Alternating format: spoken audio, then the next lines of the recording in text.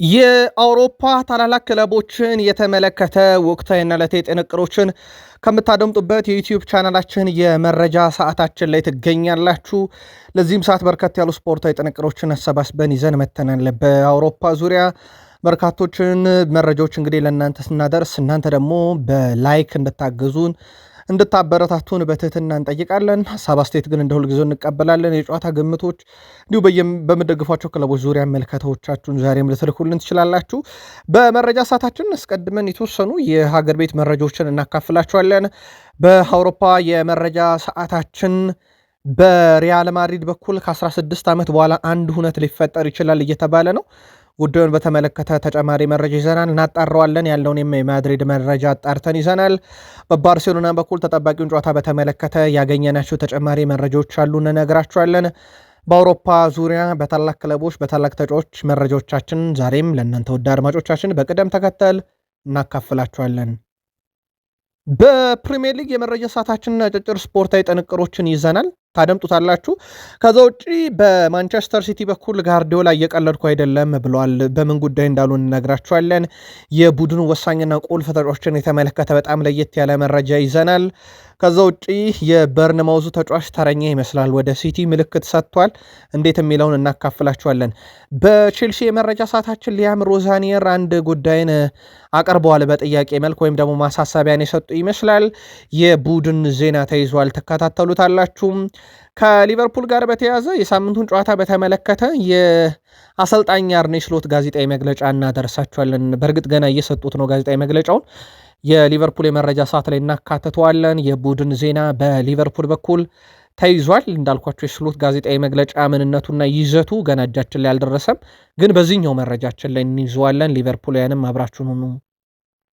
አርሰናል አንድ ነገር ብቻ ማድረግ ይጠበቅበታል እያለ ነው ሪዮ ፈርዲናንድ የቀድሞ ዩናይትድ ሌጀንድ እንነግራችኋለን ለአርሰናል ደጋፊዎች። ከዛ ውጭ የቀድሞ የሶስቱም የለንደን ክለብ ተጫዋቾች በተለይም የአርሰናል ላይ የነበረው ተጫዋችም ጋላስ፣ ነጋሪ ኔቭል፣ የሪያል ማድሪድ ቶኒ ሩዲገር ወቅታዊ ሁኔታዎች ሁሉ ወደ አርሰናል የተኮሩ ናቸው። ምን እንዳሉ እንነግራችኋለን። በጣም አወያይም ሀሳቦች አንስተዋል።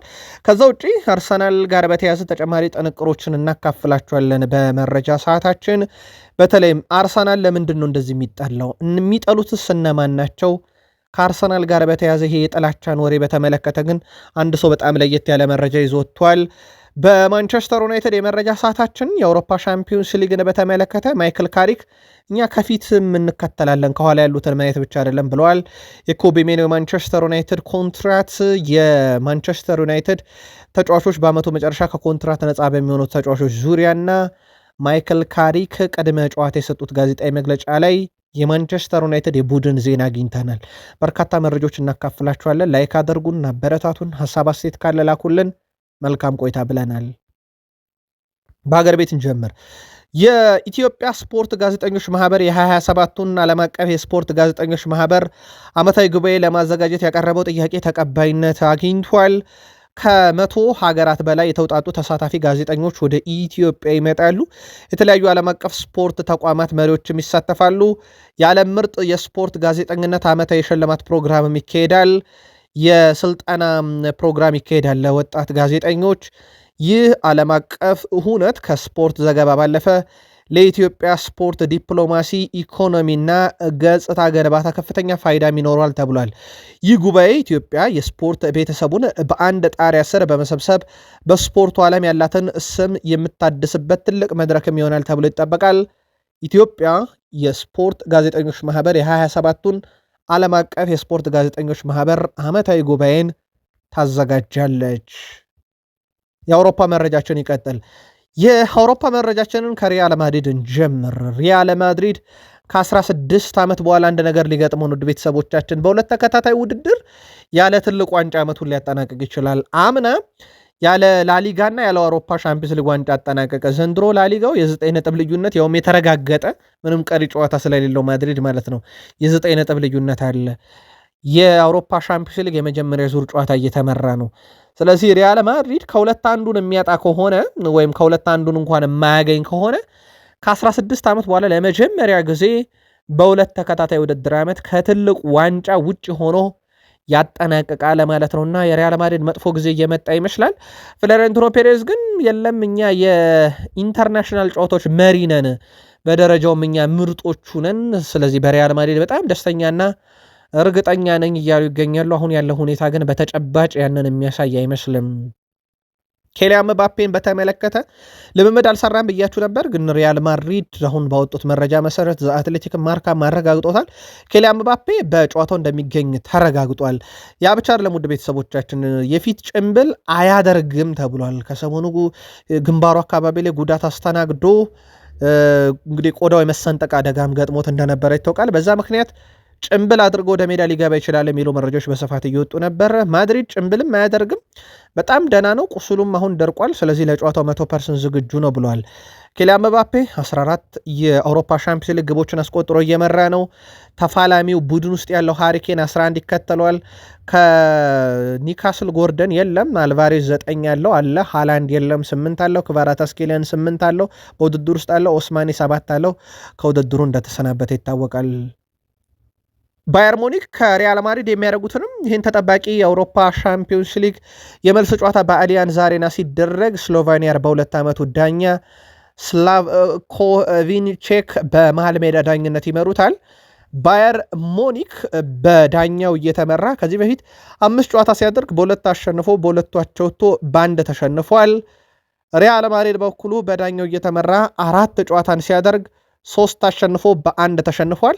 ያው ሁለቱም በእኛ አልቢተር ፊት ሲጫወቱ ወይም እኛ አልቢተር በመሩት ዳኛ አንዳንድ ጨዋታ ተሸንፏል ማለት ነው። የመጀመሪያ ጨዋታ ባየር ሙኒክ በቤርናቤው 2-1 እየመራ ነው የመጣው። በነገራችን ላይ በሜዳ ከሜዳ ውጭ የሚባል ነገር የለም። ዋናው ነገር በግብ ብዛት ማሸነፍ ነው። በግብ ልዩነት ነው የሚሰራው። ስለዚህ ለአብነት ያክል ጨዋታውን ሪያል ማድሪድ 1-0 ቢያሸንፍ ጨዋታው እንደ 2-2 ነው እንጂ የሚቆጠረው ባየር ሙኒክ ከሜዳ ውጭ ብዙ ግብ አስቆጥሯል የሚባል ሂሳባዊ ስሌት እንደሌለ ይታወቃልና ጉዳዩ የግብ ልዩነት ነው። ስለዚህ ባየር ሙኒክ ጨዋታውን 1-0 እየመራ ይጀምራል የሚለው ትክክለኛ ጨዋታውን የሚገልጽ ይሆናል። ለማንኛውም በአሊያንዝ አሬና የመልሱ ጨዋታ በትልቁ እየተጠበቀ ይገኛል። ከባየር ሙኒክ ጋር ጥቂት መረጃን ጨምር፣ ያው ተፋላሚያቸው ባየር ሙኒክ ስለሆነ ባየር ሙኒክ ቡንደስሊጋውን ለመብላት ውድ ቤተሰቦቻችን የቀረው አንድ ነገር ብቻ ነው። ቀጣይ ሳምንት ቦሩሲያ ዶርትመንድ አቻ ከወጣና ባየር ሙኒክ ካሸነፈ ቡንደስሊጋ ያልቃል። ያ ማለት ባየር ሙኒክ አሁን የቡንደስሊጋ ነገር አያሳስበው፣ የሚያሳስበው የአውሮፓ ሻምፒዮንስ ሊግ ብቻ ነው። እንዳልኳችሁ በአንድ ጎል ልዩነት ጨዋታውን እየመራ ነው። ሃሪኬን የቡንደስሊጋው 31 ግብ አስቆጣሪን ይዞ ነው የሚገባው። ሉዊስ ዲያዝ የቡንደስሊጋው 15 ግብ አስቆጣሪ፣ ኦሊሴ የቡንደስሊጋው 12 ግብ አስቆጣሪ ነው።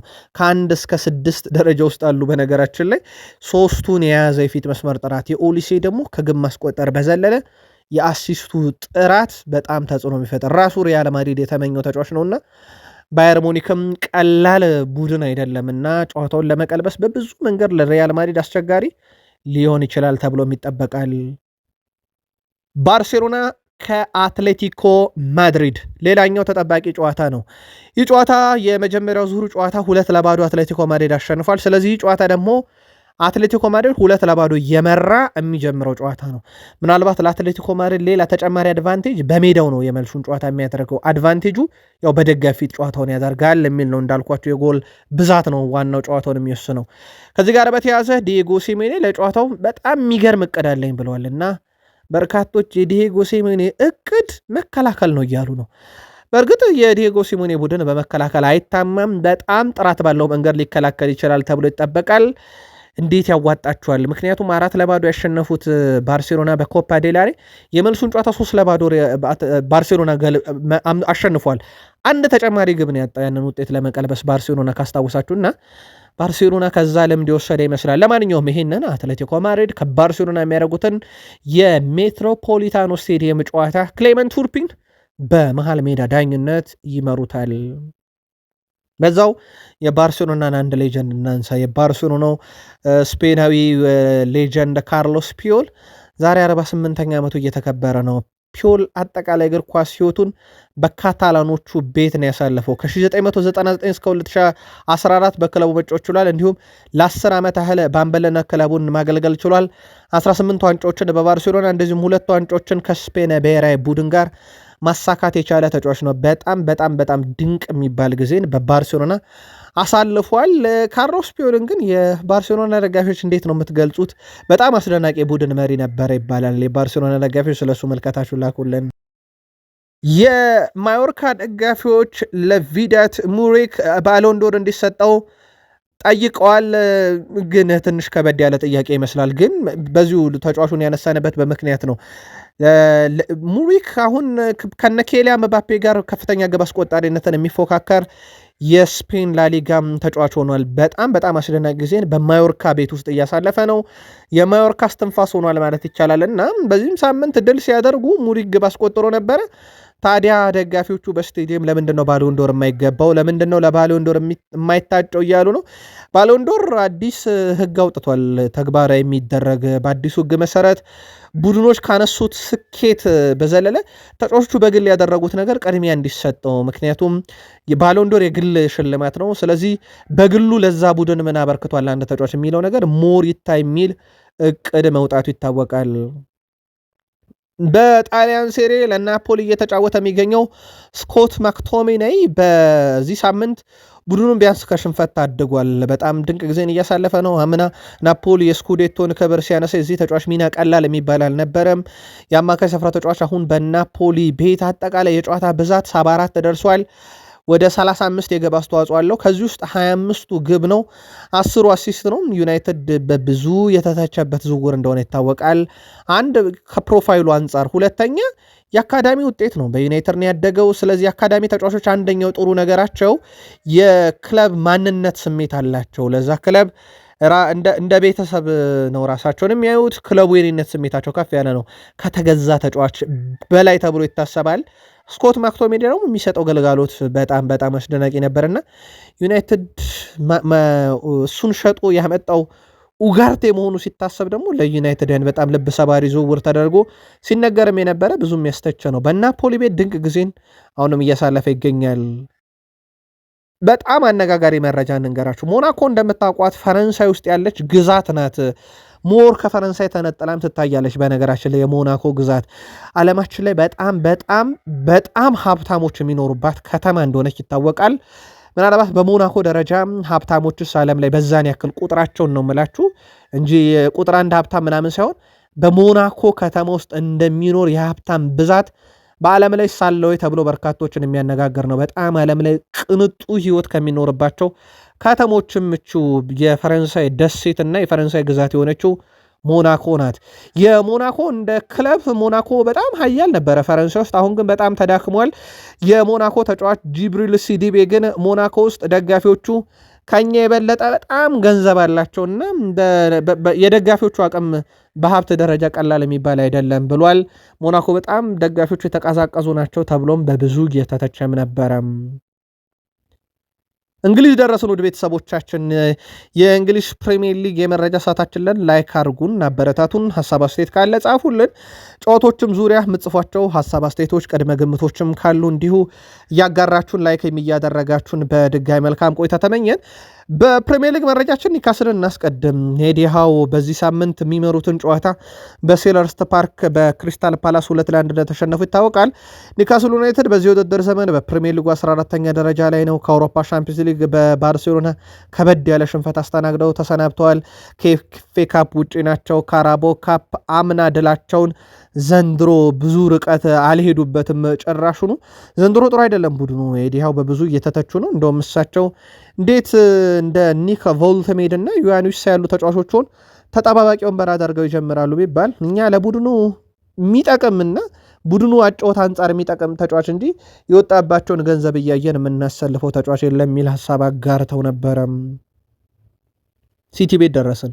ፔፕ ጋርዲዮላ እየቀለድኩ አይደለም ብለዋል። በነገራችን ላይ ምናልባት ቃል ስፖርት ዩቲዩብ ቻናል ማለዳ ላይ ከተከታተላችሁት እሳቸው እንዴት ነው ይህ ወር በጣም ተነቃቅታችኋል፣ ያ ዋንጫ የሌለው ተስፋ የሌለው ቡድን አሁን የዋንጫ ተስፋ ያለው ቡድን ሆኗል፣ ለምንድን የተፈጠረው ተብለው ሲጠየቁ ኤፕሪል ወር ላይ ፀሐይ ይወጣል ማንቸስተር ከተማ እና ያ ፀሐይ ነው እንደዚህ ያጠነከረን እያሉ ነው እና ከዛ በኋላ ጋዜጠኞች ፈገግ ሲሉ ኖ አሳቁ በፍጹም እኔ እየቀለድኩ አይደለም ብሏል እና ለቀልድ የተናገርኩት ንግግር እንዳታደርጉት ብሏል። እንደውም እሳቸው ምንድን ያሉት ኖቬምበር ወር ላይ ፀሐይ ቢወጣ ኖሮ እኛ ጃንዋሪ ላይ ሻምፒዮን እንሆን ነበር ነው ያሉት ውድ ቤተሰቦቻችን። ስለዚህ የፀሐይ ችግር ነው ማንቸስተር ከተማ ላይ እንዳንነቃቃ ያደረገን። አሁን በማንቸስተር ከተማ ፀሐይ ወጥቷል። በማንቸስተር ፀሐይ ሲወጣ ሲቲ ይነቃቃል እያሉ ነው። በፍጹም እየቀለድኩ አይደለም። ይሄ ኖቬምበር ላይ ወጥቶልን ቢሆን ኖሮ ያኔ ገና ጥር ላይ ሻምፒዮን በሆንን ነበር ብለው በጣም በሲሪየስ ነው መግለጫ የሰጡበት። ጄሬሚ ዶኩም ከፕሪሚየር ሊግ ፉክክር ጋር በተያያዘ ሲቲ በጣም የተለየ ቡድን ነው ብሏል። በርካቶች አላመኑንም ነበር ይህ እንደሚሆን። አሁን ግን በርካቶች እኛን ማመን ጀምረዋል። ለፕሪሚየር ሊግ ዋንጫ በደንብ አይተውናል። ያ የሆነው ሲቲ ስለሆነ ነው ብሏል። ሲቲ በእውነት ዘንድሮ በፍጹም ማንም ያልጠበቀው ቡድን ነው። አሁን ሲቲ ዋንጫውን ከአርሰናል ይነጥቃል አይነጥቅም ሌላ ጉዳይ ነው። ግን 100% የአርሰናል ቀጥተኛ የዋንጫ ተፎካካሪ ሆኗል አሁን በማያሻማ መልኩ። ያውም ሲቲ የተቀሩትን ጨዋታ በሙሉ ካሸነፈ ዋንጫው እንደሚበላ የተረጋገጠ ሂሳባዊ ስሌትና ጄሬሚ ዶኩ ማንም ሰው ለዚህ ያልገመተንም ነበር ሲቲ ስለሆነ ያደረግነው ብሏል። ሪያን ሼርኪ አሁን ከአርሰናል ጋር በደንብ አድርገን መጫወት እንችላለን ብሏል። ካስታወሳችሁ በአርሰናል ጨዋታ ላይ ሪያን ሼርኪ ኳስ አንጠባጠበ፣ በጣም ተወቀሰ፣ በጣም ተቆጡት። ከሊቨርፑል ጨዋታ ጋር ኳስ እየገፋ ሳቀ፣ በጣም ቁጣ ቀሰቀሰበት ሚዲያ ላይ። ይገርማችኋል እንዲህ አለ ውድ ቤተሰቦች፣ በዚህ ሳምንት ስታንፎርድ ብሪጅ ላይ 3-0 ባሸነፉበት ጨዋታው ተቋረጠ በጉዳት ምክንያት። ውሃ ጠጣ። ያቺን ወይ የጠጣትን ውሃ የተቀረችዋን ሃይላንዱን ባቆመ እየተጫወተ ነበረ። ይሄንን ተመልክታችሁታል በስክሪኖቻችሁ። ሼርኪ ትላንትናም እንዲሁ ግርም የሚል ነገር ሲያደርግ ነበረ። ፔፕ ጋርዲዮላ አሁን ለዋንጫ መፎካከራቸውን እንዲያምኑ ተናግረዋል። ያው አሁን ያንን ነገር አምኗል ሁሉም እያሉ ነው። ምክንያቱ ያው ከፀሐይ ጋር አገናኝተውታል እሳቸው። ከዛ በኋላ ግን አንድ ነገር ተናግረዋል። ምናልባት የጭንቅላት ጨዋታ ይሄ ማይንድ ጌም የሚሉት ወይም ካስታወሳችሁ ነፈርጊ አንደኛው የጭንቅላት ጨዋታ ይጫወታሉ ከጨዋታ በፊት በጋዜጣዊ መግለጫ ይባላልና እሳቸው አሁንም ቢሆን ግን አርሰናል የአውሮፓ ምርጡ ቡድን ነው እያሉ ይገኛሉ። በርንማውዝ ነው በዚህ ሳምንት አርሰናል ያሸነፈው። ለበርንማውዝ የማሸነፊያውን ግብ ያስቆጠረው አሌክስ ስኮት በበርካታ ክለቦች እየተፈለገ ነው። እሱ ግን በዚህ ሳምንት የማንቸስተር ሲቲ ማህበራዊ ትስስር ገጽ በይፋ ተከታይ ሆኛለሁ ብሏል። ቼልሲ ቤት ደረስን። የቼልሲ ወቅታዊ ሁኔታ እንግዲህ አሁን ጥያቄ ውስጥ ወድቋል። ማሬስካን ለምንድን ነው ያሰናበት ነው እያሉ ነው ቼልሲዎች። ይሄን ያሉት ገና ያኔ ነው። አሁን ይሄ የውጤት ውጣውረዱ ሳይገባ በፊት ቼልሲ ጥያቄ ጠይቋል በርካታ ደጋፊዎች ለምንድነው ማሬስካ የተሰናበቱት የሚል። ይሄንን ደግሞ በይፋ ወጥቶ ኤንዞ ፈርናንዴስ ተቃውሞ ሊያም ሮዛኒየር እኔን የተቃወመኝ ብለው 2 ጨዋታ እንደቀጡት ይታወቃል። ሊያም ሮዛኒየር እመኑኝ በጣም ምርጡ ጊዜ እየመጣ ነው፣ እናም በጣም ምርጡን ነገር ታያላችሁ ብለዋል። እሳቸው እንደውም ቃል በቃል ምን አሉ? እንደ ፔፕ ጋርዲዮላ፣ እንደ የርገን ክሎፕ፣ እንደ ሚኬል አርቴታ ያሉ አሰልጣኞች ጊዜ ተሰጥቷቸው ነው ይህን ቡድን የገነቡት። እኔ ገና ጥር ላይ ነው የመጣሁት እና በእርግጠኝነት የምንፈልገውን ነገር እናሸንፋለን፣ ጊዜ ብቻ ስጡኝ እያሉ ይገኛሉ የቼልሲው አለቃ ሊያም ሮዛኒየር። የቼልሲ ደጋፊዎች ግን ገና መምጣታቸው ላይ ጥያቄ ነበራቸው። አሁን ደግሞ የውጤት ቀውሱ ተደምሮበት ይህን ጥያቄ ለመስማት ፈቃደኛ ይሆናሉ ተብሎ አይታሰብም። ምናልባት ባለቤቶቹ ሰሯቸው ከተባሉ ስህተቶች ውስጥ አንዱ እየተባለ ይገኛል አሁን ማሬስካን ማሰናበታቸው። ከሊቨርፑሉ አሰልጣኝ አርኔ ስሎት ጋር በተያያዘ ያው ክለቡ እሳቸውን የማቆየት ፍላጎት ነው ያለው በግልጽ። በፌኖርድ የአርኔ ስሎት ምክትል አሰልጣኝ የነበሩት ማሪዮኖ ቦዚች አርኔ ስሎት ተገቢውን ክብር አላገኘም እያለ ነው፣ የቀድሞ ጓዴ እያለ ነው አሰልጣኝ ማሪዮኖ ቦዚች ሲናገሩም አሰልጣኝ አርኔ ስሎት በሊቨርፑል እየሰጠው ከሚገኘው ክብር በላይ ይገባው ነበር ብለዋል። ብዙዎች ሊቨርፑል ባለፉት 10 ዓመታት ስንት ፕሪሚየር ሊግ እንዳሸነፈ ይዘነጋሉ ያሉት አሰልጣኙ አርኔ ስሎት እኮ በመጀመሪያ ዓመቱ ነው ዋንጫ ያነሳው። ከዛ በኋላ በክሎፕ አንድ ዋንጫ አለ። ከዛ በኋላ አስሉት እያንዳንዷን ነገርና እንዴት ክብር አይገባውም የአሰልጣኝ እያለ ይገኛል። አክሎም አሰልጣኝ የርገን ክሎፕ አንድ ጊዜ ብቻ ነው ያሸነፉት ሲሉ የአርኔ ስሎት ስኬትም ያንኑ ተመሳይ አንድ ዋንጫ ነው። ስለዚህ ከክሎፕ እኩል የፕሪሚየር ሊግ ዋንጫ አላቸው። ክሎፕ ስንት ዓመት ቆዩ በዛ ቡድን ውስጥ፣ ስሎት ስንት ዓመት ቆዩ የሚለው ነው። አስሉት በጣም አዝኛለሁ ብሏል። እሳቸው እንደውም እየተሰጠ ባለው ክብር እኔ እስከማውቀው ድረስ እሱ በዓለም ላይ ካሉ ምርጥ አሰልጣኞችም አንዱ ነው ሲሉ ተደምጧል። ምናልባት የሊቨርፑል ደጋፊዎች ከዚህ አንጻር የእናንተ እይታ እንዴት ያለ ነው? መልከታችሁን ጻፉልን።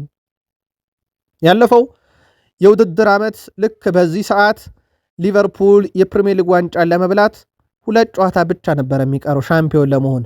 6 ጨዋታ እየቀሩት ከተከታዩ አርሰናል አሁን ግን የ13 ነጥብ ያኔ ማለት ነው 6 ጨዋታ እየቀሩት ከተከታያቸው ወቅቱ አርሰናል 13 ነጥብ እና የ13 ግብ ልዩነት ነበረ። የአሁኑ ሊቨርፑል የአውሮፓ ሻምፒዮንስ ሊግ ትኬትን በሚቆርጥበት ቦታ ላይ ነው ያለው የአምስተኛም ስለሚገባ ግን በጣም እየተፈተነ ያለበት ዓመት ነው። ቢያንስ በዚህ ሳምንት ድል አድርገው ውድ ቤተሰቦቻችን አስቶን ቪላን በዛ ላይ ደግሞ ቼልሲ ተሸንፎላቸው እፎይታ ያገኙበት ግን ሳምንት ነው። ሪዮ ኑጉማ ተማሪ ነው በነገራችን ውድ ቤተሰቦቻችን ልክ እንደ አርሰናሉ ተጫዋች ማክስ ዶማን ሁሉ ተማሪ ነው እና ቅዳሜና እሁድ ተጫውቶ ሰኞ ወደ ትምህርት ቤት እንደሚሄዱ ይታወቃል እና ትምህርቱ ላይ ነገሮችን እንዳላስተጓጎለበት ተናግሯል። አሁን ትልቅ ጥያቄ የተነሳው ግን ሊቨርፑል ከሳምንት እሱን መጠቀም አለበት የለበትም የሚል ጉዳይ አሁን ለውዝግብ መጥቷል። ገሚሶቹ ከሳምንት መጫወት ይችላል ሲሉ፣ የተወሰኑት አካላት ደግሞ የለም ከሳምንት ከተጫወተ ተጫዋቹ ልጅ ነውና ገና ጫናዎች ሊከብዱት ይችላሉ። ጥሩ ብቃት ቢኖረውም ግን ቢያንስ አንዳንድ ጨዋታዎችን እየዘለለ መጫወት ነው ያለበት የሚሉ ጥያቄዎችም እየመጡ ነው። ምናልባት ከዚህ ጋር በተያያዘ የፓሪስ ሰን ዠርሜንን ጨዋታ ላይ ይጠቀሙታል ላይጠቀሙት የሚለው ትልቁ ጉዳይ ነው። ምናልባት ፓሪስ ሰን ዠርሜን ካነሳን የባርኮላ ጉዳይ ሲጠበቅ ነበረ። ይጫወት አይጫወት ባይረጋገጥም ወደ ቡድን ስብስብ ተመልሷል። ሀኪሚ ያለ በቡድን ውስጥ እነ ማርኪኒዮ፣ ዛባያሪያኒ፣ ክቫራታስኬሊያን፣ ጎንካሮ ራሞስ፣ ዴምቤሌ፣ ዲዛርዶዌ፣ ቪታኒያ፣ ሌኪንግ፣ ሄርናንዴዝ፣ ማዮሉ፣ ኑኖ ሜንዴሽ፣ ዶሮ፣ ባርኮላ፣ ቼቭሌር፣ ግብ ጠባቂው ዜሬምሪ፣ ሳፎኖቭ፣ ምባይ፣ እነ ፓቾ፣ ጆ ኔቬዝ እና ሬናቶ ማሪን ተካቷል። ስለዚህ የፓሪስ ሰን ዠርሜን ምርጡ ስብስብ እንግሊዝ ነው። ውድ ቤተሰቦቻችን ሳላን እናንሳ። ሳላ የመጨረሻ የአውሮፓ ሻምፒዮንስ ሊግ ጨዋታው ወይንስ ቀጣይ ጨዋታ የሚያደርጋል የሚለው ይጠበቃል። ምክንያቱም በዚህ ዓመት መጨረሻ ይሰናበታል ከሊቨርፑል ጋር። ስለዚህ የዚህ ሳምንት አጋማሽ የአውሮፓ ሻምፒዮንስ ሊግ ጨዋታ ምናልባትም ሳላ በሊቨርፑል መለያ የሚያደርገው የመጨረሻውም የመሆን እድል አለው። ሊቨርፑል ከተሰናበተ 2-0 እየተመራ እንደሆነ ይታወቃል። ጨዋታውን የሚጀምረው ውጤት ከቀለበሱ ደግሞ ይቀጥላል ማለት ነው የሳላ የአውሮፓ ሻምፒዮንስ ሊግ ጉዞ። ሳላ በአውሮፓ ሻምፒዮንስ ሊግ በርካታ ግብ ያለው አፍሪካዊም ተጫዋች እንደሆነ ይታወቃል። ሳላ ማለት በ157 ጨዋታ 93 አሲስት እና 250 የግብ አስተዋጽኦ በ157 ግብና 93 አሲስት በ250 የግብ አስተዋጽኦ አምስተኛው ተጫዋች ነው በፕሪሚየር ሊግ ከፍጹም ቅጣት ምት ውጭ ይሄንን ያደረገና በሊቨርፑል በኩል ብዙ የሚነገርለት ሪካርድ ብዙ አስደናቂ ስራዎች አሉት። ይሄ ተጫዋች በሊቨርፑል የመጨረሻ ሙከራውን ያደርጋል ከፓሪስ ሰን ዠርሜን ጋር ይሳካል አይሳካ የሚለው ደግሞ በቀጣይ የምንመለከተው ይሆናል። ሪዮ ፈርዲናንድ በራስ መተማመናቸው ጠፍቷል ብሏል። የቀድሞ የማንቸስተር ዩናይትድ ተጫዋች ሪዮ ፈርዲናንድ አርሰናል ኢትሃድ ላይ ካሸነፉ ሊጉን ያሳካሉም ሲል ተደምጧል። አርሰናል ኢትሃድ ላይ ካሸነፈ አሁንም ሊጉን ማሸነፍ ይችላል፣ ዋንጫውን ይወስዳል ብሏል ሪዮ ፈርዲናንድ። በነገራችን ላይ ፓላስ ጋር ነው ቀሪ ጨዋታ ያለው ሲቲ እና ያንን ጨዋታ ሲያሸንፍ አሁን 66 ነጥብ ነው ያለው፣ ወደ 69 ነጥብ ከፍ ይላል። ስለዚህ አንድ ነጥብ ልዩነት ኦፊሻል ይሆናል ማለት ነው። ግን የፓላስ ጨዋታ አይደረግም፣ ያው ምናልባት በሳምንቱ አጋማሽ የተያዘ ፕሮግራም ስለሌለ አይደረግም።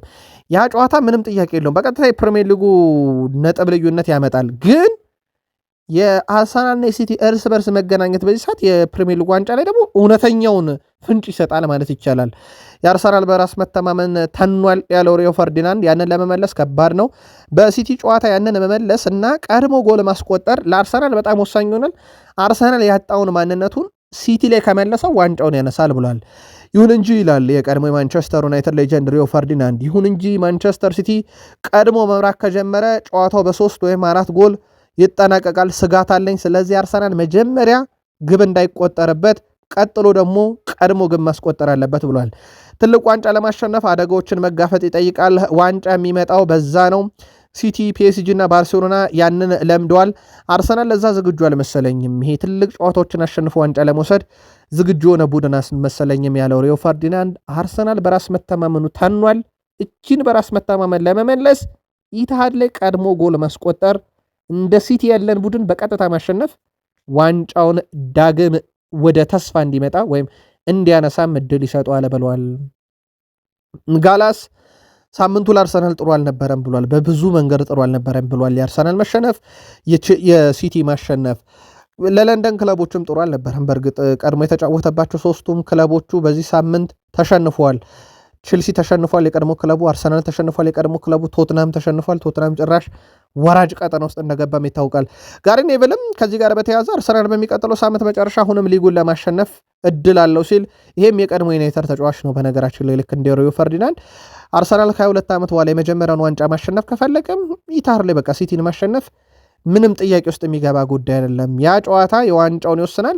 አርሰናል ተስፋ አለው እያለ ይገኛል ሪዮ ፈርዲናንድ። ጋሪ ኔቭልም ልክ እንደ ሪዮ ፈርዲናንድ ቴሪ ዳንኤል ኦነሪ ምናልባት ለዚህ በጣም ተስማሚውን ሀሳብ ሲያቀርብ አርሰናል በባሌም በቦሌም እችን ዋንጫ ይብላ እንጂ ከዛ በኋላ ሁሉ ነገር ይስተካከላል ማለቱ ይታወቃል። ቱኒ ሩዲገር የሪያል ማድሪድ ተጫዋች አርሰናል በጣም ምርጡ ቡድን ነው ብሏል በአውሮፓ ውስጥ።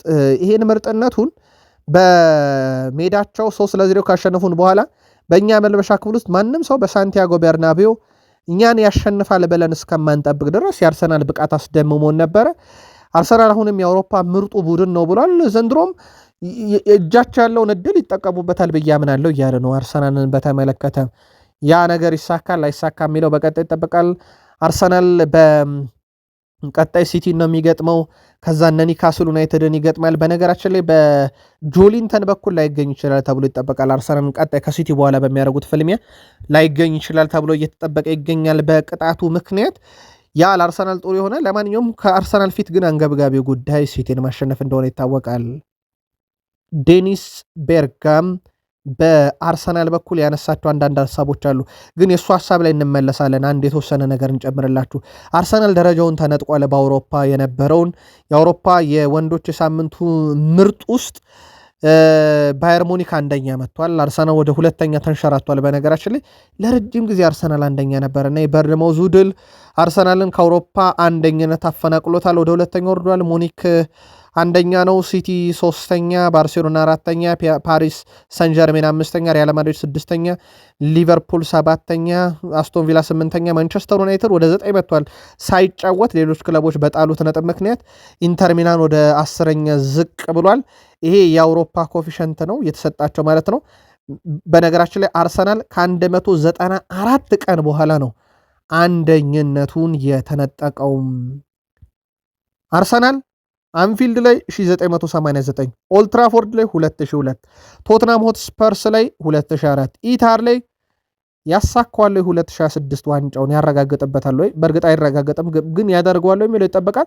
አንፊልድ፣ ኦልትራፎርድ፣ ቶትናም ሆትስፐር ስቴዲየም ላይ ግን የፕሪሚየር ሊግ ሻምፒዮን የሆነ ቡድን ነው። ታዲያ ዴኒስ ቤርካም እንግዲህ ስለ አርሰናል ጥላቻና ስለ ሌሎች ክለብ ደጋፊዎች ሀሳቡን ያጋራል። የአርሰናል የምንጊዜም ድንቅ ከሚባሉት ውስጥ አንዱ የሆነው ዴኒስ ቤርካም በአርሰናል የሚሰነዘር ያልተገባ ትችትና ጥላቻ አሁንም ድረስ የሚያስገርም ብሎታል። ቤርጋም ሲናገር ሰዎች አርሰናል ለምን በጣም እንደሚጠሉት እስካሁን አይገባኝም። በታሪኩ ስለ 3 ተከታታይ ውድድር ዘመን በሊጉ ሁለተኛ ደረጃን የያዘ ብቸኛው ቡድን አርሰናል ብቻ አይደለም። ነገር ግን እኛ ላይ እያንዳንዱ ስህተት ሲጋነን፣ በሌሎች ላይ ግን ተመሳይ ትችት አይሰነዘርም ብሏል።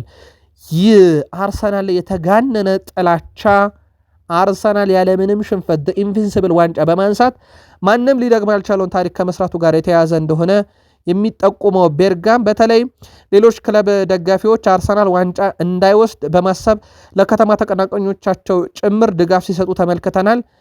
ይሄ በጣም ያስገርማል ብሏልና አርሰናል ታውቃላችሁ በጣም የሚጠላው ክለብ መሆኑን እነ ጎል ስፖርት በጥናት አረጋግጠውታል። እንግሊዝ ውስጥ እነ ቲኤንቲ ስፖርትም በጣም የሚጠላው ቡድን አርሰናል ሆኗልና በጣም አስገራሚ ነው የሆነው። አርሰናል ለምንድን ነው ሁሉም አጌነስት አርሰናል የሆኑት የሚለው ሲያስገርም ነበር። ዴኒስ ቤርካም ዓለም በእኛ በተቃራኒ የቆመብን አንድም ጨዋታ ሳንሸነፍ የፕሪሚየር ሊግ ዋንጫ ስለበላን ነበር ብሏል። ምናልባት እናንተ ምን ይመስላችኋል? አርሰናል በዚህን ያክል ደረጃ ጥላቻ የበዛበት በዓለም ላይ ተቃዋሚ የበዛበት ሁሉም አጌነስት አርሰናል የሆነው ለምን ይመስላችኋል? ጻፉልን። የማንቸስተር ዩናይትዱ አሰልጣኝ ማይክል ካሪክ ከፊታችን ያሉ ቡድኖችን እያየን ነው ብሏል። አሁን ከፊታቸው ያሉት 2 ናቸው። አርሰናል አንደኛው ያለው፣ ሁለተኛ ያለው ማንቸስተር ሲቲ ነው።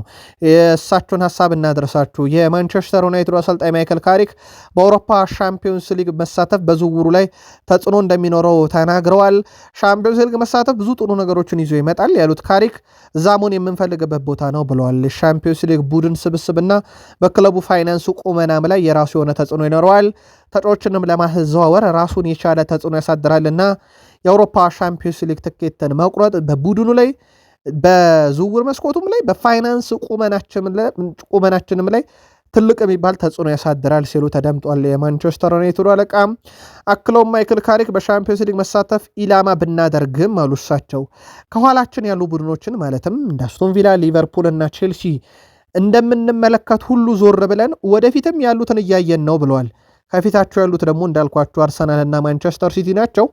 ስለዚህ እነሱንም እያየን ነው የምንጫወተው። እንደርስባቸዋለን አንደርስባቸው የሚለውን እናሰላለን። ይደርሱብናል አይደርሱብንም ብቻ አይደለም ቀመራችን ብለዋል። በማንቸስተር ዩናይትድ በኩል ቀጣይ የአውሮፓ ሻምፒዮንስ ሊግ ትኬትን በመቁረጥ ሂደት ላይ ለተነሳላቸው ጥያቄ ማይክል ካሪክ ስለ ኮቢ ሜኖ አዲስ ውልም ተጠይቀው ነበረ። የኮቢ ሜኖ አዲስ የውል ስምምነት በተመለከተም ድርድሩ የመጨረሻ ምዕራፍ ላይ ነው፣ ጉዳዩን በአዎንታዊ መልኩ ውሰዱት፣ ከዛ ውጭ ግን ተጨማሪ ነገሮችን ልናገር አልችልም ብሏል። ተጫዋቹ በአሁኑ ወቅት ካለበት ሁኔታ አንጻር ክለቡ ከሱ ጋር በጥሩ ሁኔታ እየቀጠለ ይገኛል። እኔ ሜዳ ላይ ያለውን ነገር ነው የምመለከተው ብሏል። በነገራችን ላይ ኦልሞስት ያለቀ ጉዳይ ነው። ጥቂት ነገሮች ብቻ ነው የሚቀሩት። በብዛት እንደውም እስከ 2031 እንደሚቆይ የደሞዙን ጉዳይ በተወሰነ መንገድ እንደተሻሻለለት ተነግሯል። አሁን የእሱም ትልቁ ጉዳይ በነገራችን ላይ በቡድን ውስጥ ከሚናው አንጻርና ቀጣዩ አሰልጣኝ በጣም በትልቁ የሚጠበቀው ጉዳይ ነው እየተባለ ነው። ወይም በተጽዕኖ ደረጃ ምናልባትም ኮቢ ሜኖ ኮንትራት አንዱ በትልቁ የሚነሳው እስካሁን ይፋ ያልተደረገበትና ኦፊሻል ያልፈረመበት ምክንያት ቀጣይ ሚናውና ቀጣዩ ዩናይትድ አሰልጣኝ ጉዳይ ነው እየተባለ ነው። ካሪክ ስለ ማንቸስተር ዩናይትድ የቡድን መንፈስም ተጠይቆ ነበረ። ወደ ቡድኑ ከመጣው ጊዜ ጀምሮ ተጫዋቾች እርስ በርሳቸው ለክለቡና ለደጋፊዎች ያላቸው የመረዳት ፍላጎትና አመለካከት በጣም የሚደንቅ ነው። ይህንን ስሜት ወዲያውኑ ነበር የተረዳሁት ብሏል። ካሪክ ስለ ሳምንቱ ዝግጅት ተጠይቆ ነበረ። ያለፈው ሳምንት በጥሩ ሁኔታ ተጠቅመንበታል። ተጫዋች ለጥቂት ቀናት ራቅ ብለው ማሳለፋቸው በቡድኑ ውስጥ አዲስ መነቃቃትና ጥሩ ጉልበት ፈጥሯል። አሁን ላይ በጣም ጥሩ ሁኔታ ላይ እንገኛለን ብለዋል። ዋናው ትኩረታቸውም ያው ሻምፒዮንስ ሊግ መሆኑን በዛው አያይዘው ባነሱበት ሀሳብ ማለት ነው። ካሪክ ኮንትራታቸው ክረምት ላይ ስለሚጠናቀም ተጫዋቾች ተጠይቆ ነበረ። ክረምት እየቀረበ ሲመጣ የሚስተካከሉ ብዙ ነገሮች ይኖራሉ። ስለዚህ ጉዳይ ትንሽ ቆየት ብለን የምናየው ይመስለኛል ብሏል። ያው የሃሪ ማጓየር ጉዳይ እልባት ማግኘቱ ሁኔታው በግልጽ ምን እንደሚመስል የሚያሳይ ነው ብለዋል። ካዜሚሮ እንደሚወጣ አውቀናል። ስለ ቀሪ ተጫዋቾች እንግዲህ ሲዝኑ እየተጠናቀቀ ሲመጣ ሁሉም ነገር መስመር ይይዛል ብለዋል። ያው ተሰናባቾቹንም ሰንባቾቹንም በተመለከተ ማለት ነው። የማንቸስተር ዩናይትድ ቡድን እንግዲህ በዓለም ላይ የተከበሩ ሁለት ሃይማኖታዊ ግዙፍ በዓላት መካከል የሚደረግ ጨዋታ ነው። በነገራችን ላይ ከ24 ቀን በኋላ ነው ይህ ጨዋታ የሮዝ ደርቢ። ማንቸስተር ዩናይትድ ቀጣይ ዓመት የአውሮፓን ትኬት ለመቁረጥ ሊስ በበኩሉ ካለበት የወራጅ ቀጠና ስጋት ለመውጣት የሚደረግ ፍልሚያ። ማንቸስተር ዩናይትድ ጨዋታውን ካሸነፈ ነጥቡን ወደ 55 በማድረስ ሶስተኛ ደረጃነቱ ላይ ከተከታዩ የነጥብ ልዩነቱን ወደ 3ም ከፍ ያደርጋል። ሊድስ በበኩሉ ጨዋታውን ካሸነፈ ነጥቡን 36 በማድረስ ባለበት 15ኛ ደረጃ ይጸናና ከወራጅ ቀጠና ስጋት በተወሰነ መንገድ ቢሆን ራሱን ያረቃል። ከዚህ ቀደም 114 ጨዋታ የተገናኙ ሲሆን ማንቸስተር ዩናይትድ 50 በማሸነፍ የበላይ ሲሆን ሊድስ በኩሉ 26 ሲያሸንፍ ቀሪው 38 ጨዋታቻ ነው የወጡት። ጨዋታው በትልቁ ለሁለቱም ክለቦች የራሱ የሆነ ዋጋ አለው። ማይክል ካሪክ ይህ ጨዋታ ለደጋፊዎች ምን ያህል ትልቅ እንደሆነ እናውቃለን። በታሪክም ሆነ በባህል የሮዝ ደርቢ ሁልጊዜም የተለየ ወኔ የሚጠይቅ ነው። በኦልድ ደጋፊዎች የሚፈጥሩት ድባብ ለተጫዋቾችም ትልቅ ጉልበት ይሰጣል። እኛ በራሳችን ጥንካሬ ላይ ትኩረት አድርገን በሜዳችን የምንፈልገውን የበላይነት በመያዝ ይህንን ወሳኝ ጨዋታ በድል እናጠናቀቃለን፣ ይህን የደርቢ ጨዋታ ሲሉ ዳንኤል ፋርክ ኦልትራፎርድ ትልቅ ፈተና ይጠብቀናል። ዩናይትድ በማይክል ካሪክ ስር አዲስ ጉልበት እያሳየ ቢሆንም እኛ ግን የራሳችንን ማንነት ይዘን ኦልትራፎርድ ላይ እንፋለማለን። ይህ ደርቢ ለደጋፊዎቻችን ትልቅ ትርጉም አለው። ተጫዋቾችም ያንን ስሜት ተረድተው በሜዳ ላይ የሚጠበቅባቸውን ሁሉ እንደሚያደርጉ እርግጠኛ ነኝ ብለዋልና ዳንኤል ፋርክም ኦልትራፎርድ ላይ በማይክል ካሪክ ስር ምርጥ ጊዜ እያሳለፈ ያለውን ቡድን በራሳችን መንገድ እንፋለምና እናሸንፋለን ብለዋል። የዛሬው ደርቢ ጨዋታ በትልቁ ይጠበቃል። የቡድን ዜና እናንሳ። በማንቸስተር ዩናይትድ በኩል የተረጋገጡት የዴሌት የጀርባ ጉዳት፣ ዶርጉ የሃምስትሪንግ ጉዳት፣ ማጓየር በቅጣት ምክንያት ቀይ ካርድ ስለተመለከተ የለም። ሌሳንድሮ ማርቲኔዝ ምናልባትም በቡድን ውስጥ ይካተታል ተብሎ ይጠበቃል። ፓትሪክ ዶርጉም በጥንቃቄ ምክንያት ከሜዳ ውጪ ነው ተብሎ ይጠበቃል። ስለዚህ ምናልባት ዩናይትድ ቤት ሲጫወት የምናየው ሌሳንድሮ ማርቲኔዝን የመሆን እድሉ ሰፊ ነው። በሊድስ ዩናይትድ በኩል የማይሰለፉ ተጫዋቾች አንቶኒ ስታች በጉዳት፣ ጆ ሮዶን በጉዳት፣ ዳንኤል ጄምስ በጉዳት፣ ኦካፎር እና ቤጂል በጣም አጠራጣሪ ናቸው ተብሏል። ከጡንቻ ጉዳት ጋር በተያዘ ሰሞኑን የተወሰነ የህመም ስሜት ነበራቸው ብለዋልና አሰልጣኙ በተወሰነ መንገድ አጠራጣሪ ነው እየተባለ እነኚህ ተጫዋቾች ሜዳ ላይ መገኘት በዩናይትድ በኩል እንግዲህ ሙሉ ለሙሉ በቡድን ውስጥ ይካተታሉ ተብሎ የሚጠበቀው ለአመንስ ግብ ጠባቂ ዳሎት፣ ዮሮ፣ ማርቲኔዝ እና ሾ፣ የመከላከል ስፍራውን ኮቢ ሜኖ እና ካዜሜሮ፣ አማካይ ስፍራው ላይ ኤምቤሞ፣ ፈርናንዴስ፣ ኩኛ ከነሱ ፊት ሼሽኮ በ9 ቁጥር ይጠበቃል። ያው ሼሽኮ ካልሆነ ግን ያው አማድ ያሎን የሚጠቀሙ ከሆነ ቤሞ 9 ቁጥር ይሆናል ማለት ነው።